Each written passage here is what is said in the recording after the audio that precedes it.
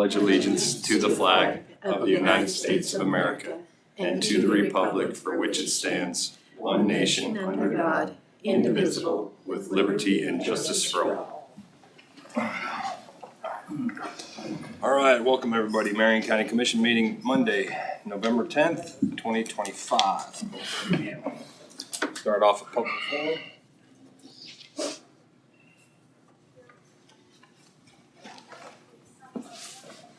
Everybody online? All right, close the public forum. Move on to agenda approval. Is there anything we need to add? I'd like to add, talk about Article 27. Okay.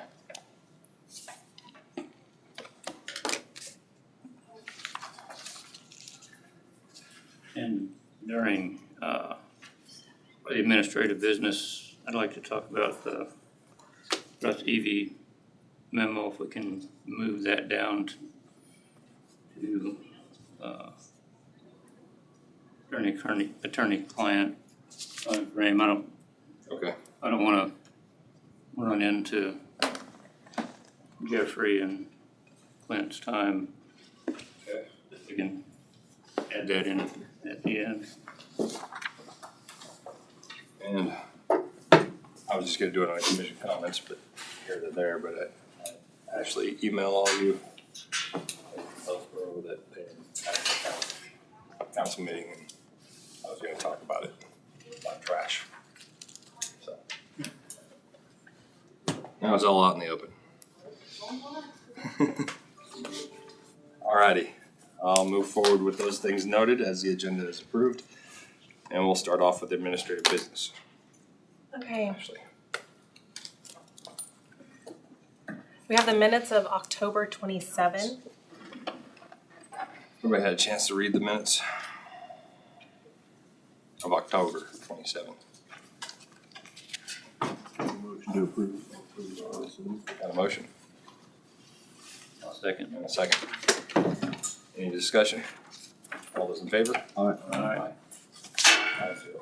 Okay, and then we have the minutes of October 31st. Got a motion to approve October 31st. I'll make a motion to approve. Motion. I'll second it.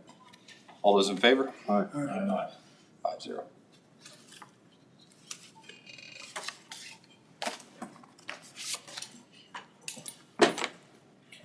Yeah.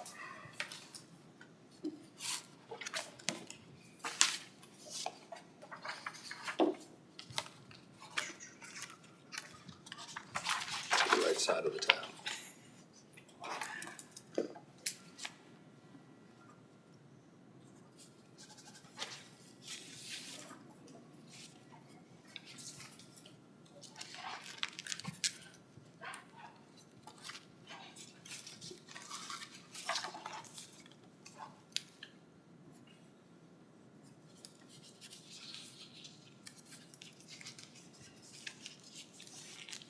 Do it to me in a book like that, I think I need to do.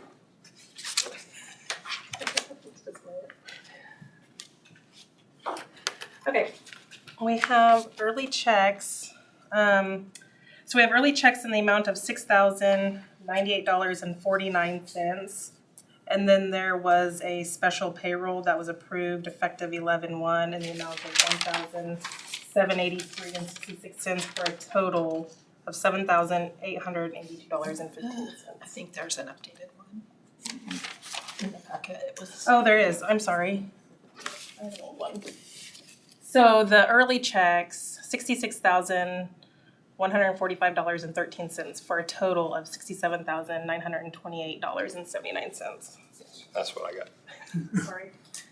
And does everybody understand I think I notified you all about the payroll. We had an administrative correction that needed to be made, so that was done. We just need basically the ratification of that. I move that we approve the $67,926.28.79. Got a motion? Got a second. All those in favor? Aye. Aye. Aye.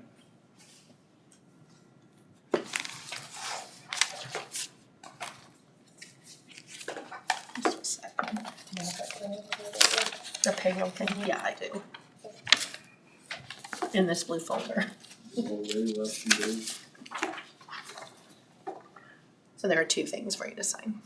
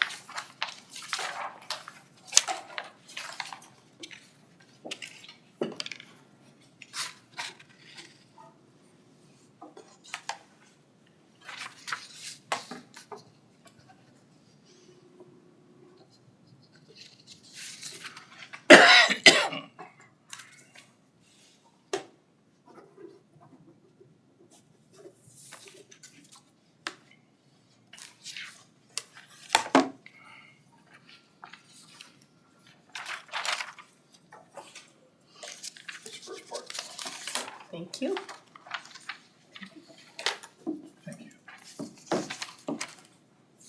And that is all I have. Okay, in your packet, you had the Marion County EMS write-offs for approval in the amount of $1,560.45. Make a motion to approve the write-offs. Second. Motion to second. All those in favor? Aye. Okay, Threw myself off. I'm not usually approved that. that's the lowest number we've seen in a long I time, know, isn't that's it? probably why I jumped on it. It's like, That's probably why I jumped on that. That's great. Okay, let's see. As you know, I was on vacation this last week. I did have a couple things that I listed on the report and mainly upcoming meetings and events. So didn't know if you had any questions about anything on that report. Okay. I did put on here to, as I had told you before, I listed the sound equipment for a sealed bid. We did not receive any sealed bids at this time. So I don't know if the commission wants to set a price for that and then just list it for sale, or if you want me to, I mean, typically we have done sealed bids on things like that in the past. So any. This is for what now? There is some sound the old sound equipment from this room. It's a small soundboard, it's a microphones and a speaker. So it's nothing that we're utilizing anywhere, but yet, rather than have it sit and collect dust in the attic, I was trying to. Any schools use something like that? Schools probably got as good as we do. I was just wondering about some small cities, if they were wanting to do, if we could reach out to some of them and see if any of them had an interest in Okay, some of the, most of the second class, even third class cities have all moved up to this system or something similar, but okay, maybe I mean, some I of them can, that don't have the budget might be able to benefit from it. okay. If, Sounds like a, okay, does anybody else have anything? Okay, And if that doesn't go through, then we can do something different. offer it to the small town. okay. is listed on our website for sale or somewhat? It's- Or- It's listed, it's listed on social media as a sealed bid, but we could do it, if you wanted to list it as a for sale, you know, I just need you to say a price for me to list it at. Even $1,000 or something, It's not, not worth that. $100. I was thinking more along the lines of, one of the small cities wanted it, it could be a donation. Just give it to okay, them. well, I'll see, but if they don't want it, Yeah. what do you? I guess I'll bring it back. Set it on the curb. Set it on the curb with If you a- set it on the with a curb old recliner. With a dollar I, sale mark, it'll get stole. Do When you not put take- free, it'll sit there forever. Probably true. If you put an old couch or recliner out there and set it on top of it, it'll be gone. okay. I've got a direction for now. Stuff on the curb. Let's see. I don't think that I had anything else on mine. Are we getting close to where we could sell the 10 acres by the Poor Farm again? I haven't gotten notification that the survey has been filed with the Register of Deeds, so I'll double check that. I know that it's been completed. That's what you said the other day. Yeah. Okay, I'll check that. That work?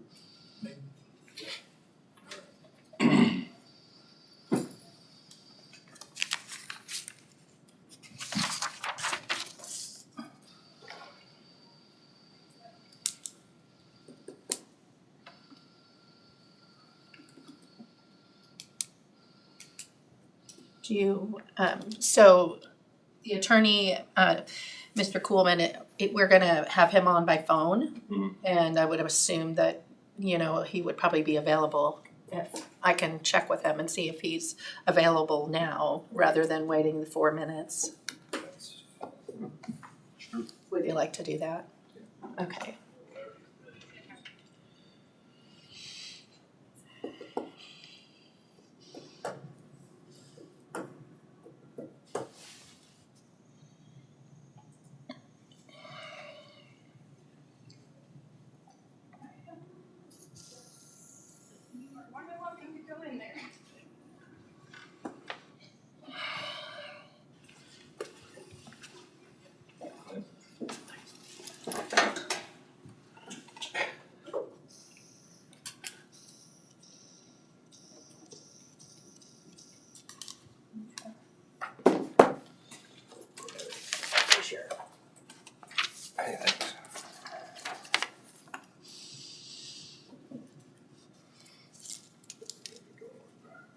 Okay, he's. I don't think he meant to say that. That's funny. Okay, he's available. I move that we recess into executive session in order to discuss active litigation pursuant to KSA 75-4319B.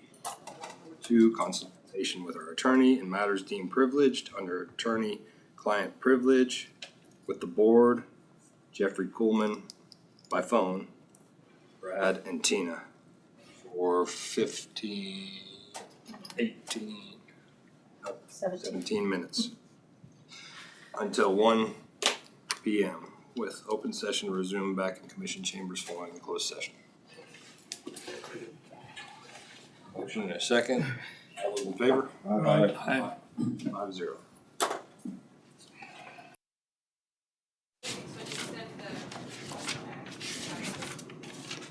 Still got 5 seconds. Yeah.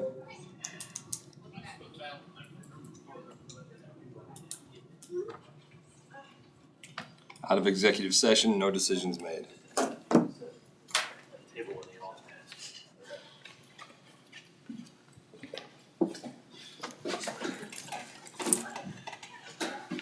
Want to make a motion? I'll make a motion.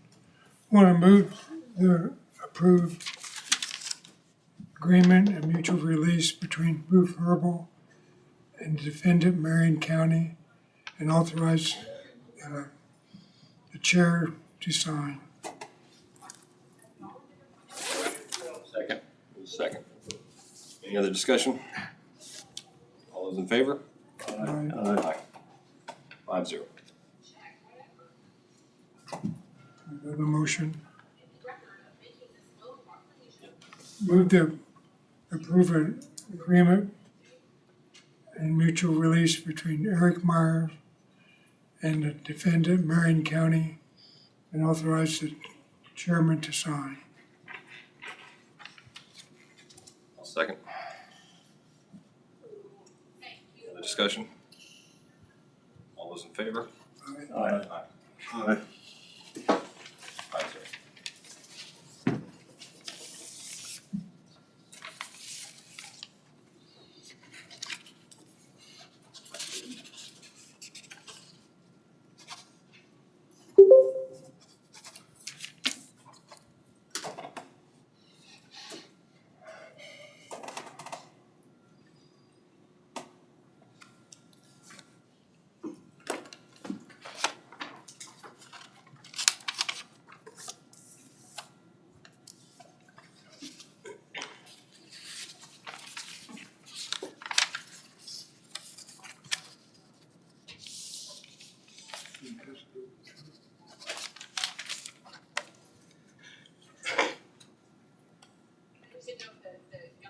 There's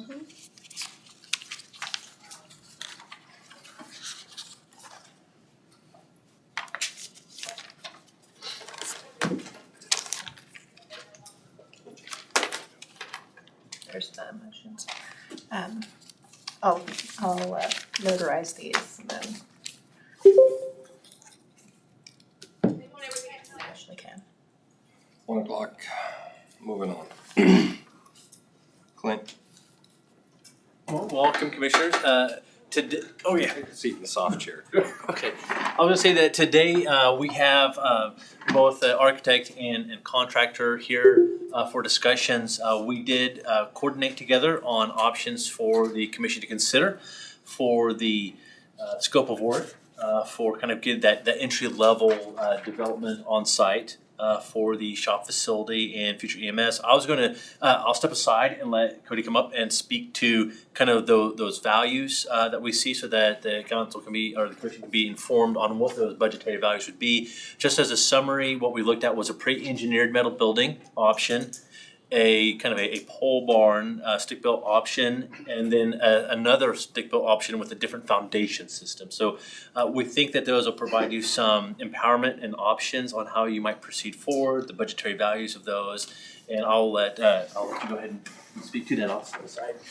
I did print off some copies. I've got about 7 copies. If you want to take one and pass it around. I don't know how far.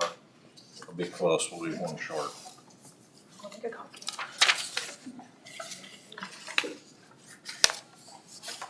Okay, I'm just gonna pass full sets down, that's one, so pass it all the way down. Pass it all the way down. Yeah, I feel like so. I'll give you mine That's okay. also. Okay. And we can also, if we need to share on this end, we can.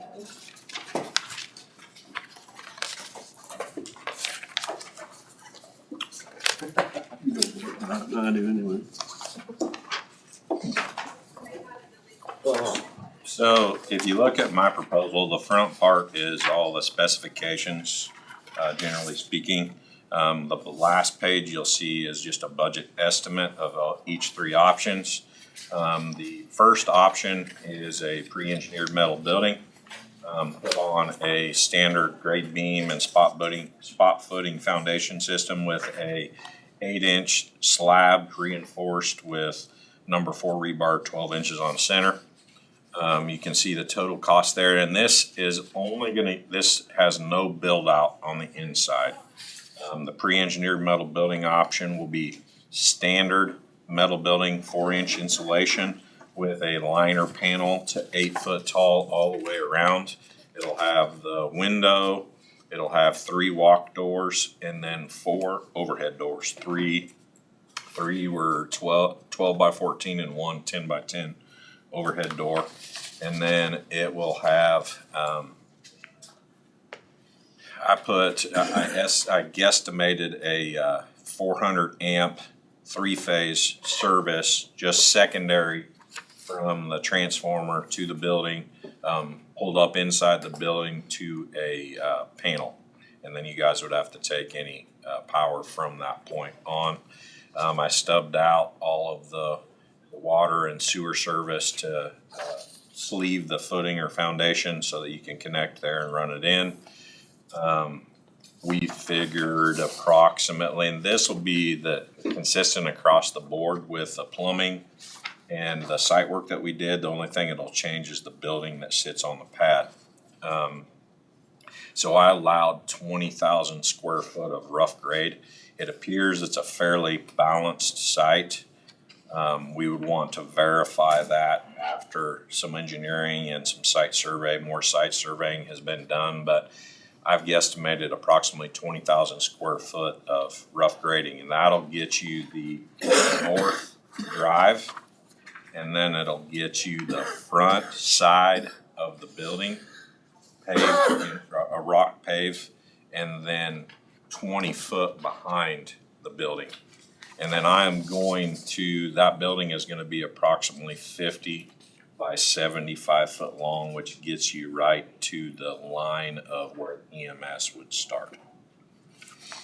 And then the second option is the same thing, but a post frame construction on top of the same foundation and slab that would be for the pre-engineered metal building. The biggest difference there is that we can decrease the duration to almost to exactly half. I don't charge quite as much for supervision just because it's my crews out there putting up the building. Foundation cost is still the same under slab prep and 400 amp surface and all that stuff is still the same. The door size are still the same.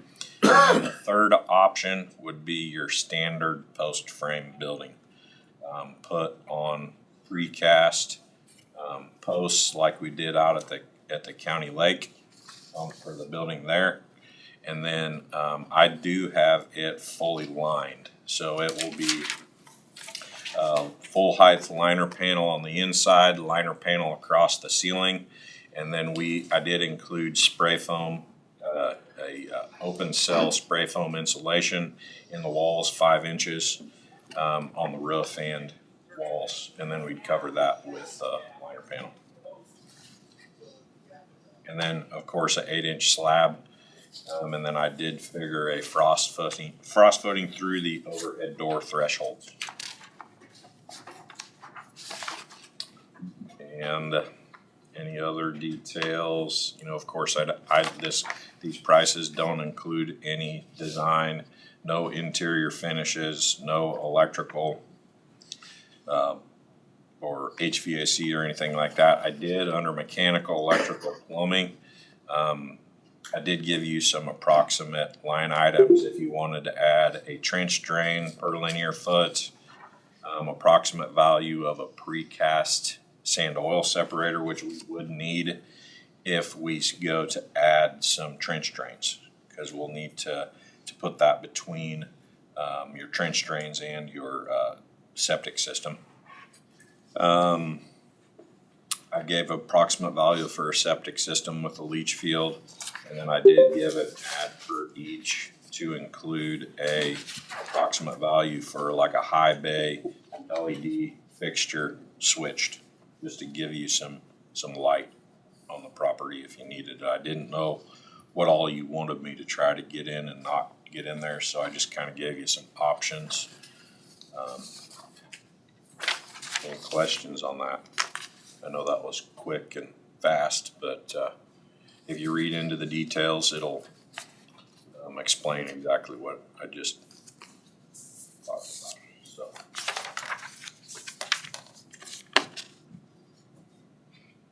So this is entirely road and bridge space with the option of adding onto the building later for EMS? Yep.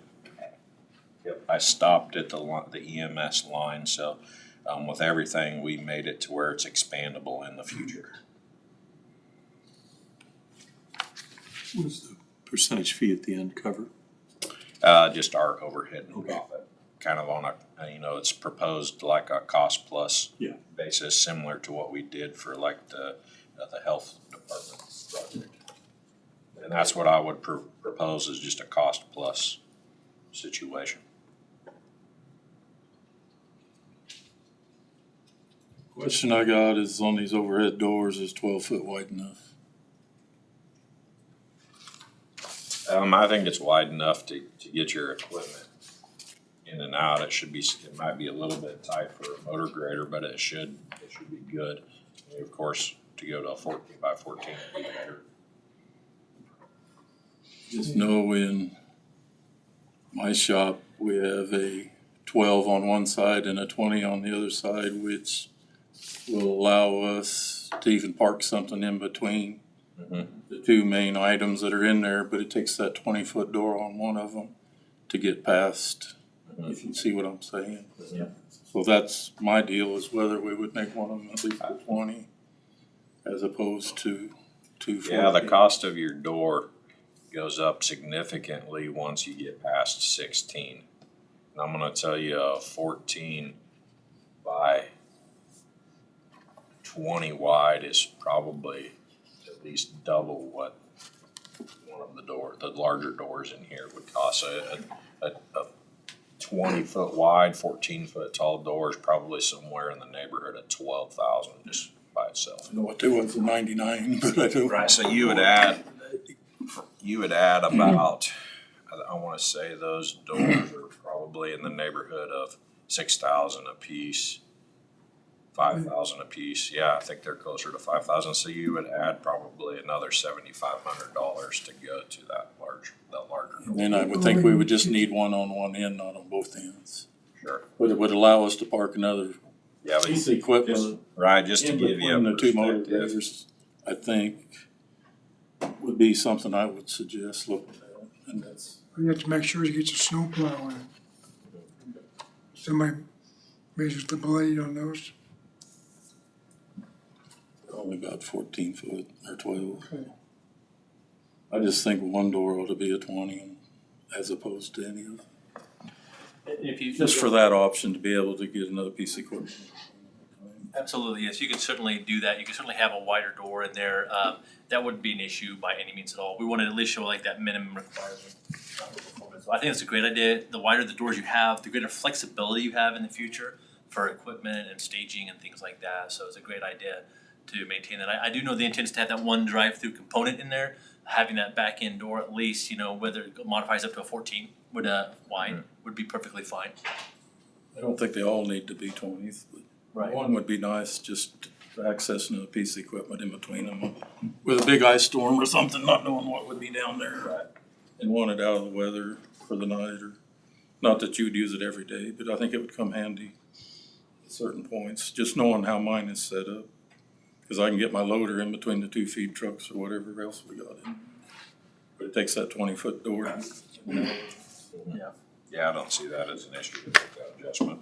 So that's something I would suggest, maybe we could look at it. But I don't think that'd be too much different.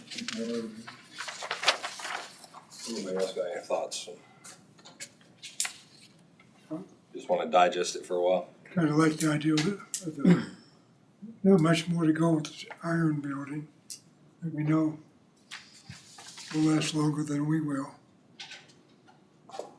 I have, number one, it's the middle of November now, and I don't wanna rush into this and do something that we would regret down the road.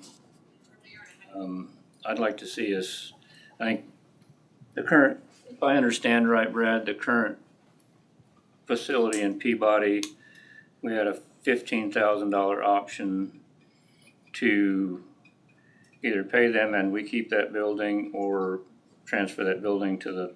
To them, assuming. I would like to make a motion that we keep that building.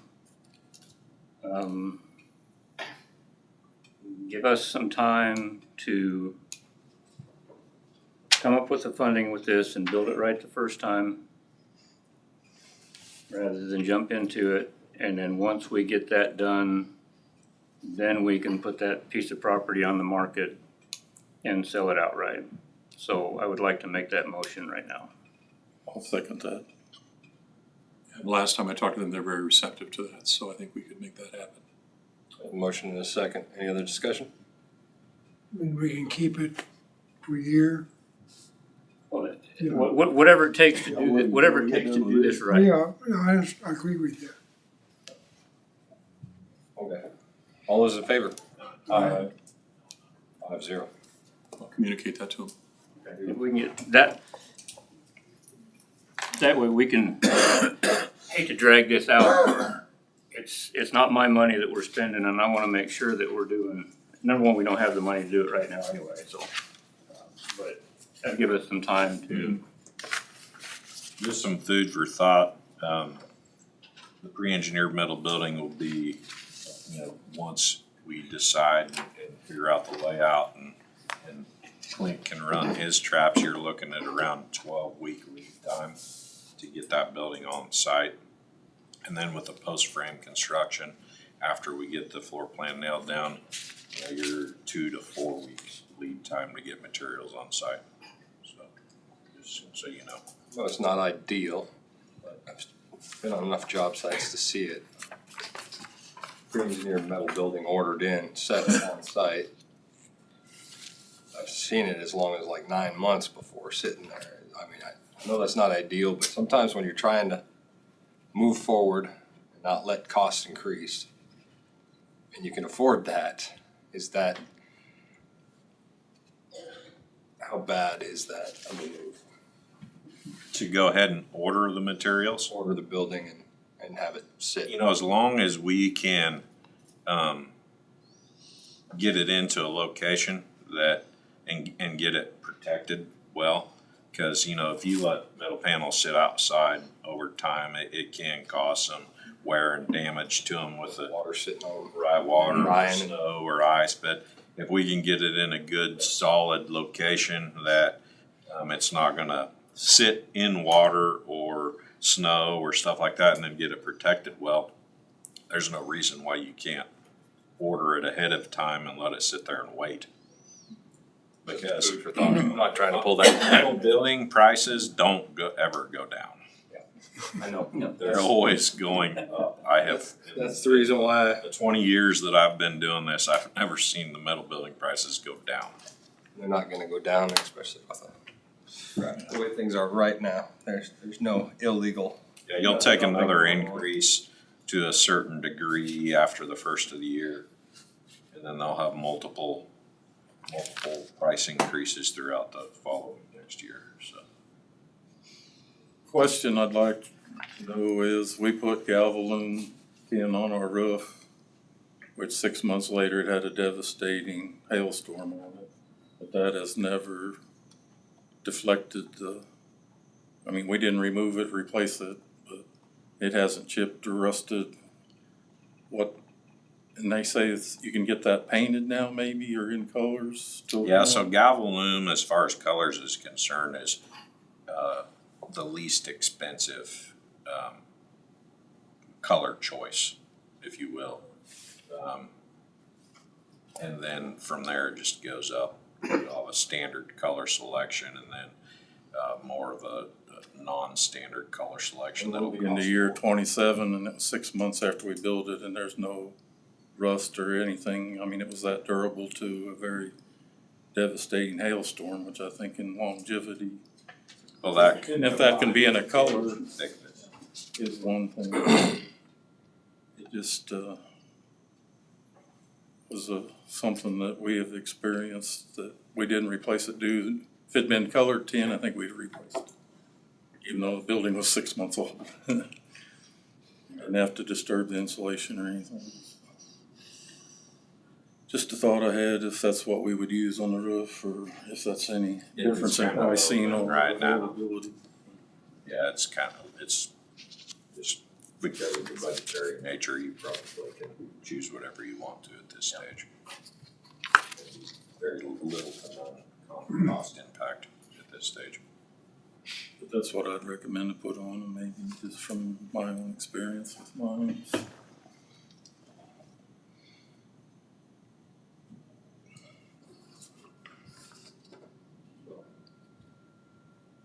Got a short-term solution or a long-term solution, I guess, already. So let's take some time and digest all this and see what money we have available. Maybe we have to do smaller pieces. And, you know, I would be perfectly content with the post frame on the foundation slab, look at, $400,000. Figure out how to do that, but I don't wanna try to rush into it and build it when it's, build it in December and January if we can wait and build it in March when conditions are a little bit better and fighting and. I know how construction goes in the wintertime. Sometimes it's great, sometimes it's not.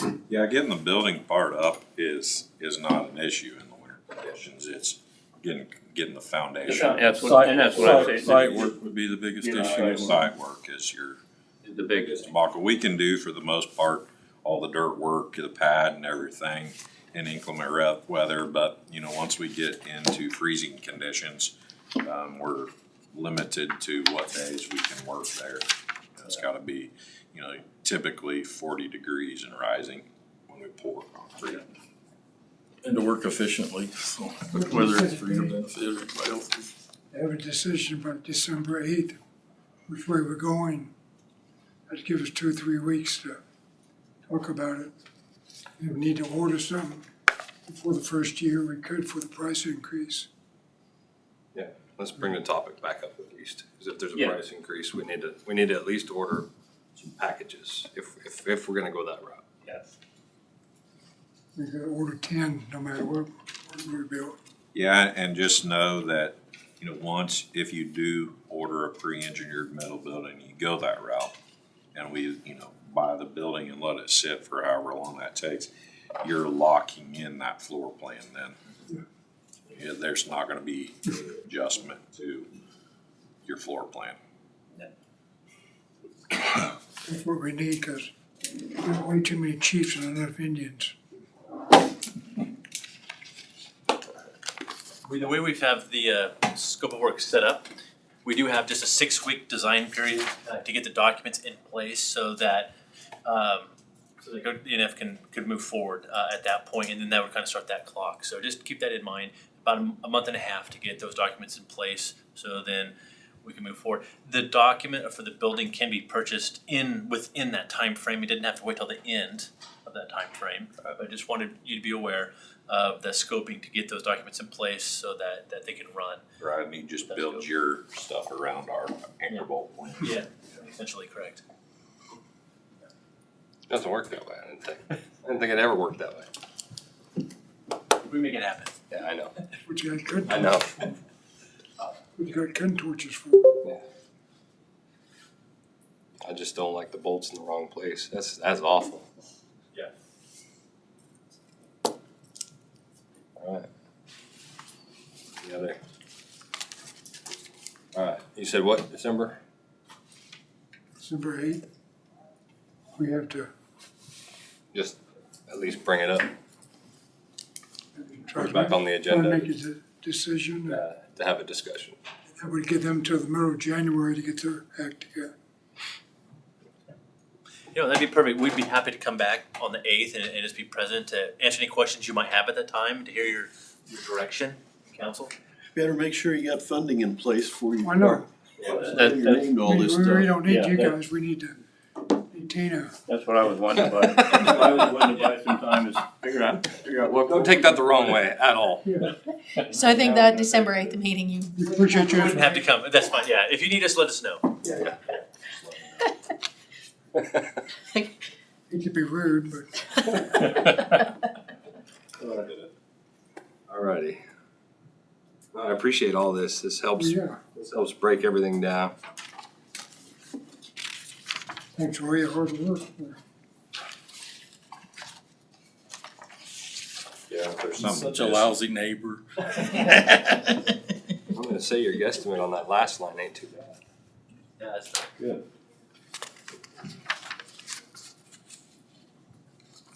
And if there's something that maybe you're wondering is not on there that you need, I can add to this or whatever. We know where you're located. Okay, thanks for now. Thank you. Thanks, everybody.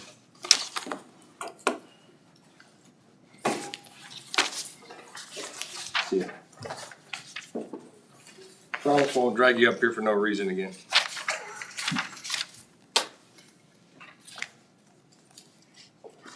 Alrighty. Brad, you got any topics, or do we wanna start off with yours? Yeah, I can take off mine, mine's pretty easy. good. Got emailed to all of you, no, Well, that- it's basically what Hillsborough put together, and it was kinda what I was trying to talk about in the other meeting, how the offset of the recycling that we get from the city, because if it wasn't going recycling, it would be going in the trash. And they put it together in a graphic. Not exactly all the numbers I had in my head, but it's relatively about the same thing. where Marion County actually pays less per ton than if they just turned around and said, forget the recycling and dumped it all in the trash. Did you get that email? Nope. From Ashley? I sent it before the Oh, meeting. yeah, okay. Yeah, I did.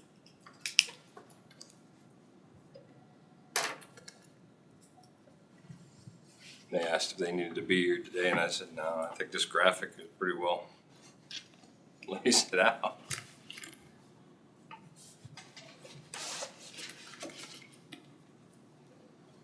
And, you know, my comment was, I was just asking a question. I wasn't saying we needed. No, and I'm just looking at the dollars and cents. I'm not trying to justify. If you don't want to recycle, don't recycle. I'm just saying. I think it's working out in our favor.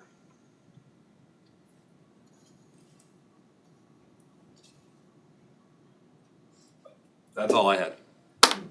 Well, this makes, like that, all I was doing last week was asking a question, asking a question, so. Cause I didn't know if, do they not pay, they're charging, I mean, I used to live in Hillsborough, so they're charging for the trash pickup. Yeah, so that's a convenience fee. It's not a tax. You can live in Hillsborough and drive your trash to the transfer station for free. Well, not for free, but for your assessment that you pay. You don't have to use their service.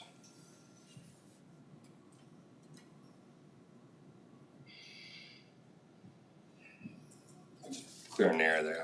I've heard where people are taxed twice, and it's just no. One's a service. An assessment, one's a service. One goes to the trash man. Yeah.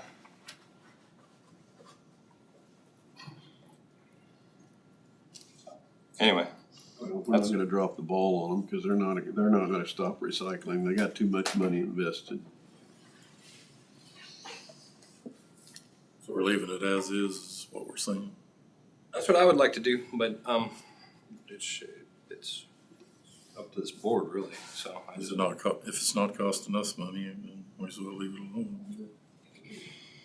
and if tipping fees increase, then it actually goes more in our favor because the trash costs that much more to get rid of.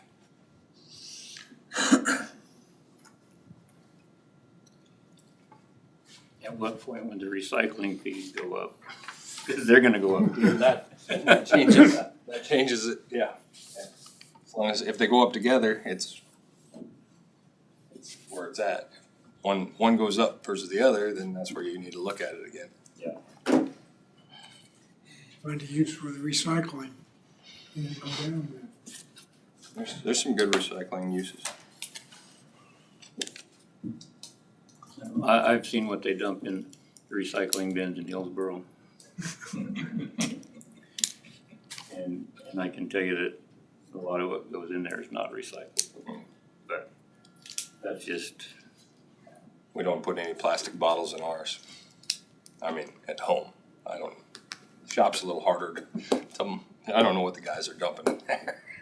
But they scold me anytime it's not supposed to be in.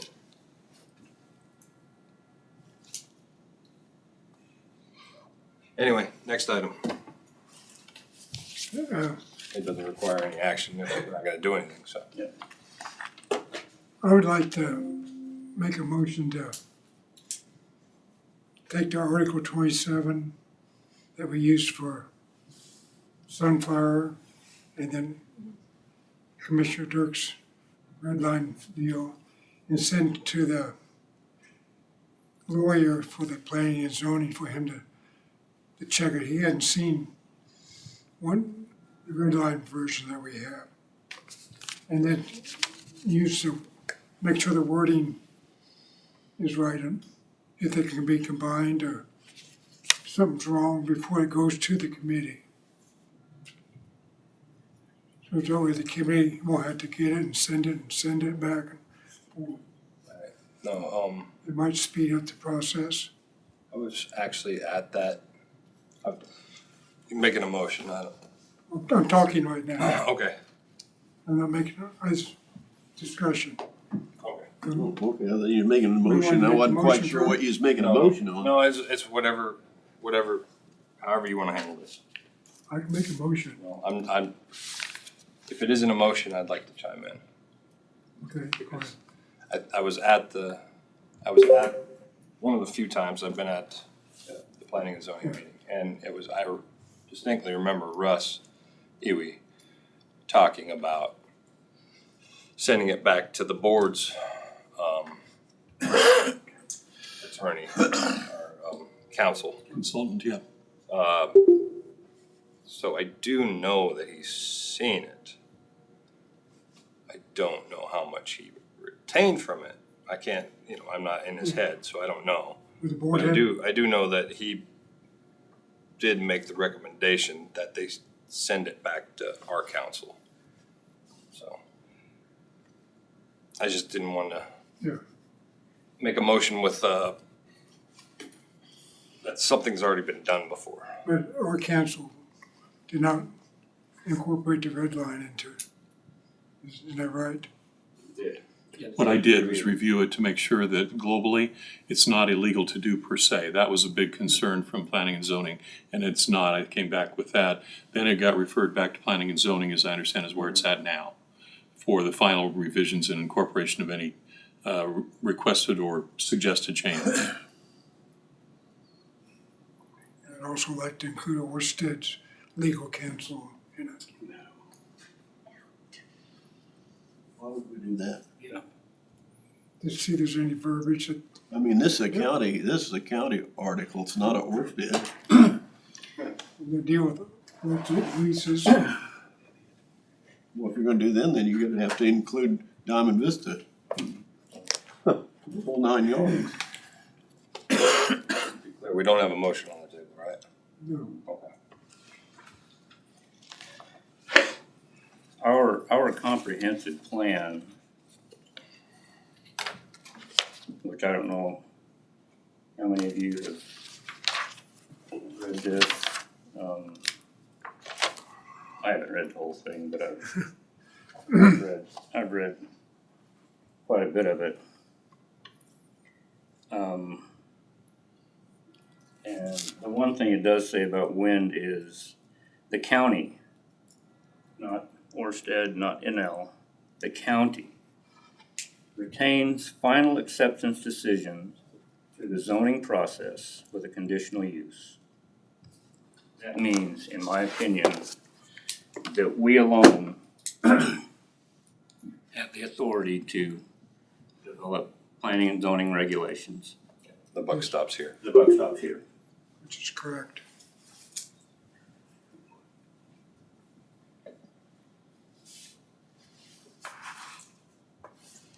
Ready to make a motion? Are you? Um, Okay. You can take the motion. I move to direct the county staff to forward proposed revision to Article 27 of the Marion County Planning and Zoning, currently under review. And this includes the red line copy that we have. To legal counsel, the Planning and Zoning Committee. I'll leave out the, yes. I'll second it. Mike seconds. Any discussion? Stevie's not the legal counsel, consultant. So is Pat. Technically, he served as, he provided legal guidance and advice previously to them. I don't think we have him retained right now to do anything in particular, but he's the one, Pat Hughes, from Adams and Malone, previously. That's probably who I assume we'd be directing it to.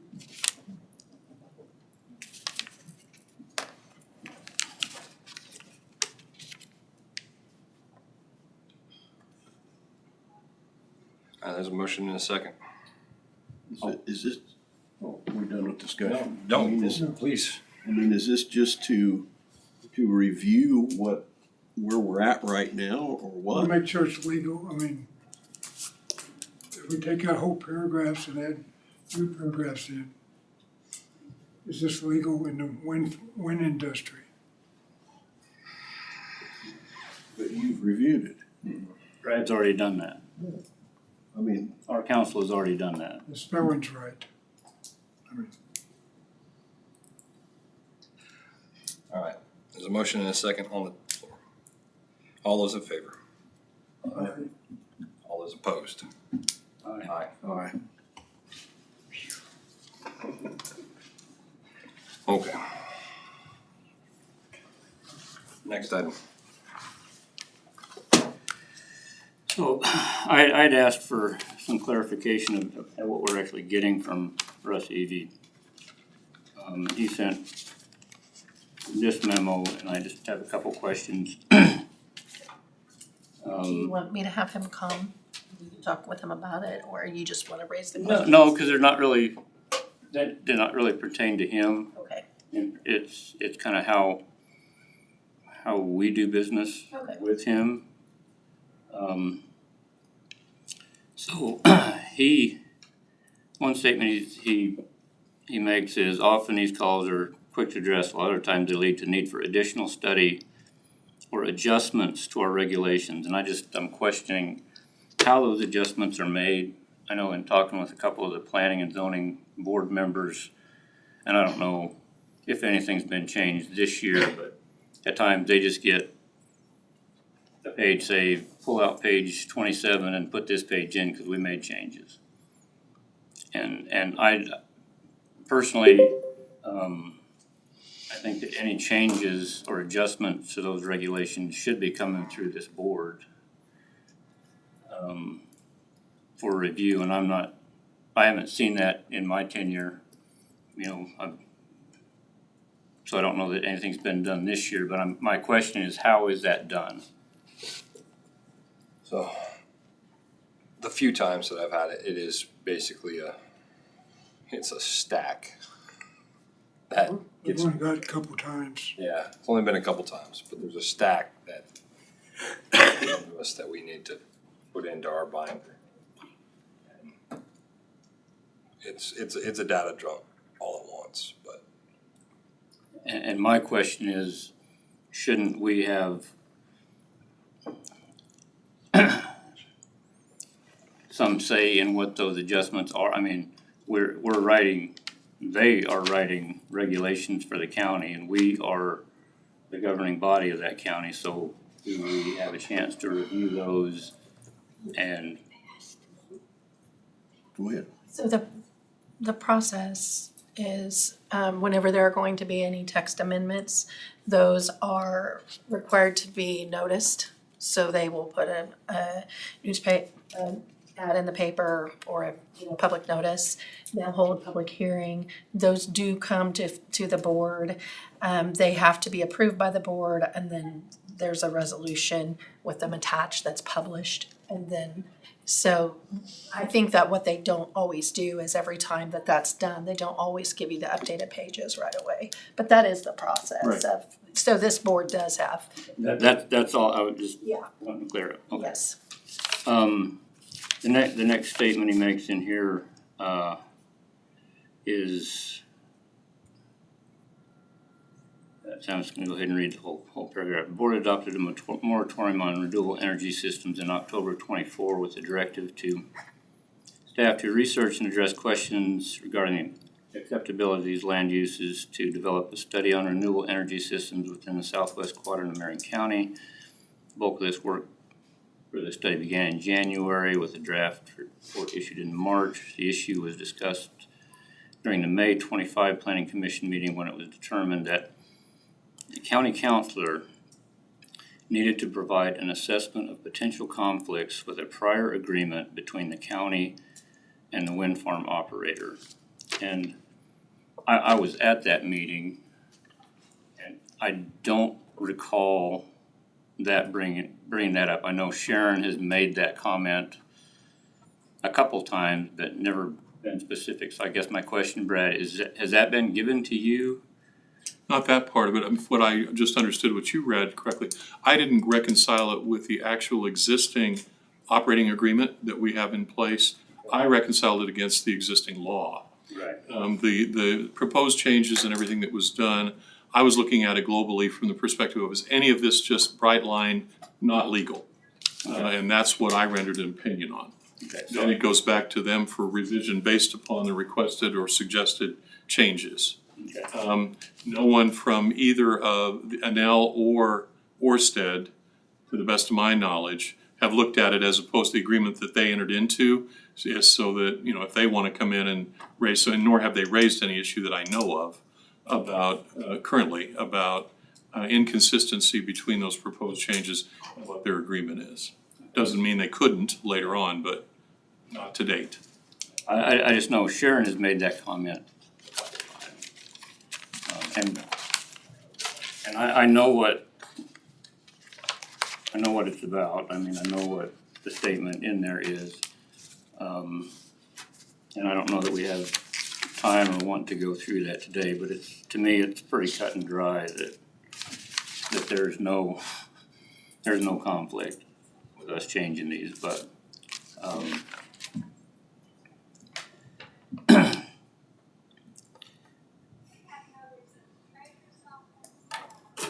my next question is on the billing. So for 2 years, we've been overcharged. And I guess whose responsibility is it to ensure that when those bills come to Ashley, that they've been certified true and accurate? Generally, the department head is the one who submits the invoices, so they would be looking at the rates and everything. So We got what, $1,950 back? Yeah. Because if I hadn't found it, how much more would we, I mean, we wouldn't have got that back. Have we ever got the 3,000 something back from Brightspeed? Nope.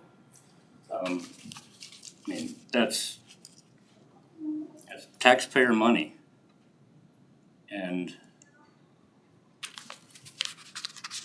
I guess we need to be holding these people accountable to make sure that when they send a bill in, that it's a true and valid charge to the county. I mean, that's just accountability to the taxpayer. I mean, that's $5,000. I know what I pay every year. That's over 2 years of my tax money that's potentially wasted. And I don't know, I mean, how many more of these? I just, we need to hold these department heads accountable and make sure that they're doing their due diligence. I mean, I know it's end of the month but these bills I'm sure they don't come in all at the end of the month, and they should know what's going on.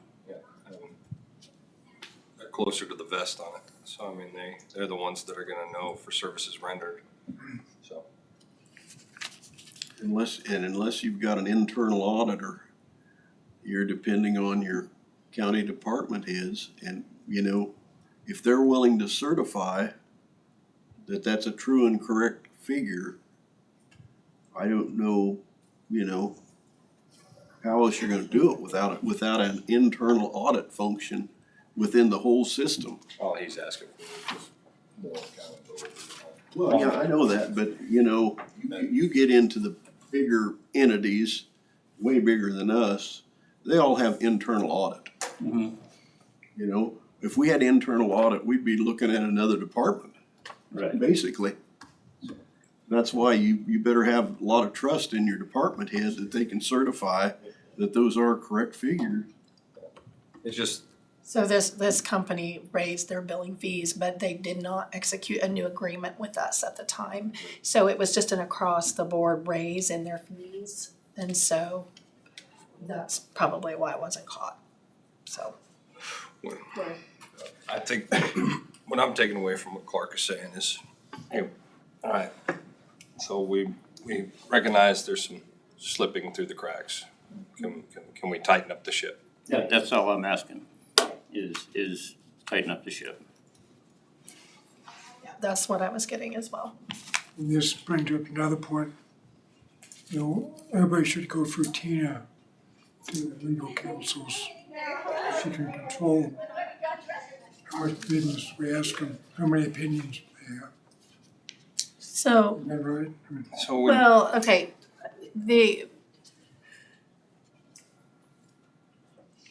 we have legal counsel for the county, which is Brad, and then if we have an insurance, like a loss or something, then our insurance company assigns counsel. But like for consultants, it depends on what you've authorized as a board. You know, you've given certain departments a tool that they can utilize with a special, and if there's a specialty kind of field.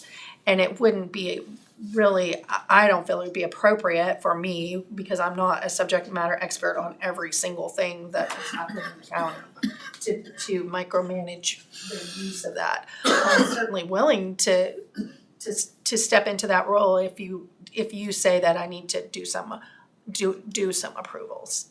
But I don't think that we have a great need at this point for that. Like if it's a project that's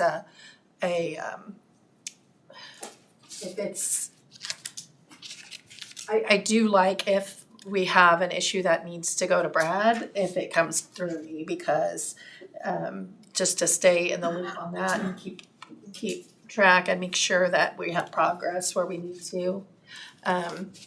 Like I'll do whatever you all say, but I don't know that would be.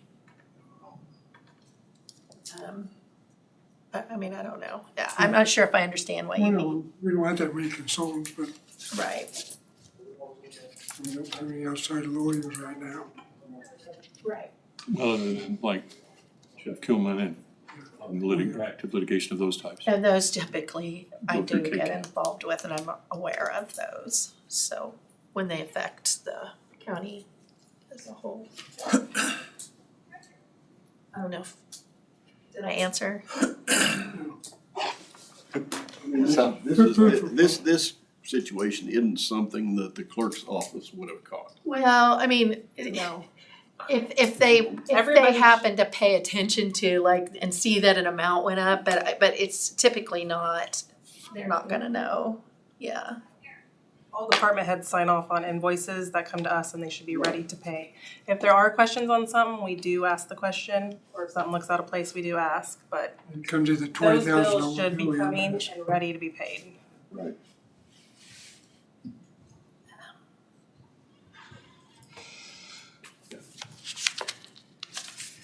And the only other thing I have is, last month, Brett, I sent you an email regarding, the Planning and Zoning Appeals Board. And I don't know if you've had a chance to review that.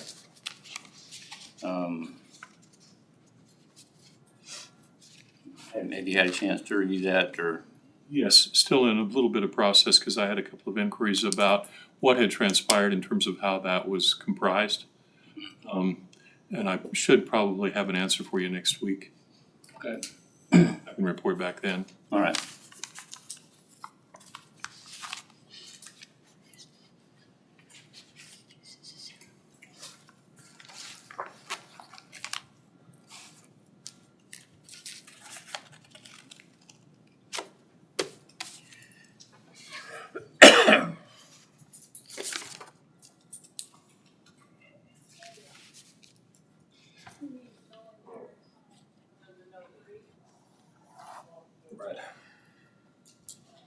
Yes.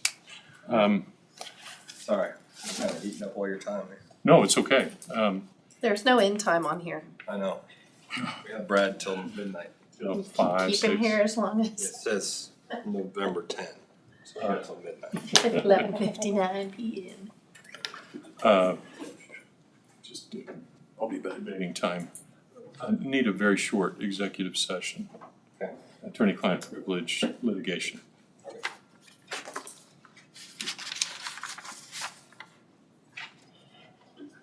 That mean 1 minute?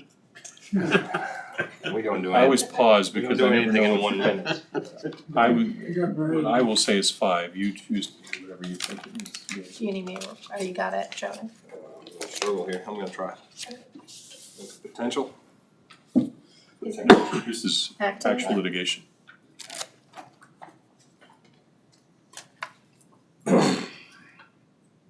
All right, I move that we recess into executive session in order to discuss active litigation pursuant to KSA 75-4319B or item number 2 for consultation with our attorney-client privilege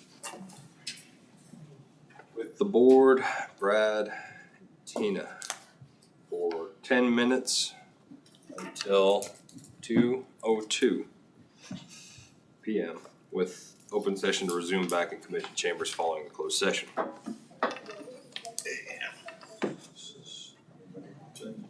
Have a second. All those in favor? Aye. 4-0.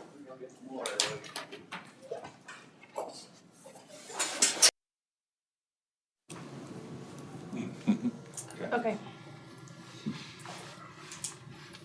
Alright, out of executive session, no decisions made.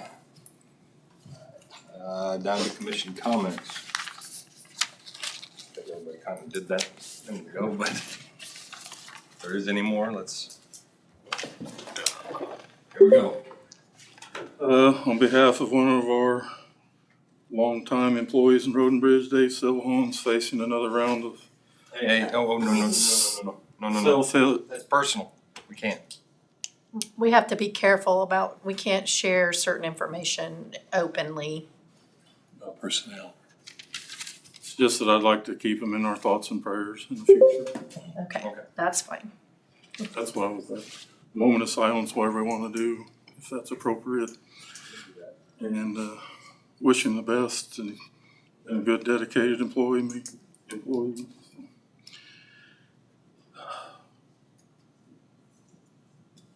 The good Lord willing, let him heal him some more and go from there. Thank you.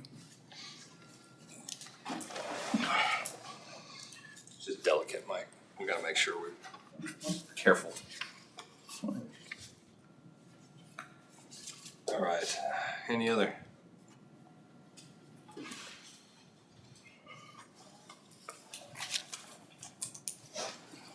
Tighten up. All right, I'll make a motion to adjourn. All those in favor? Aye. 5-0. Aye.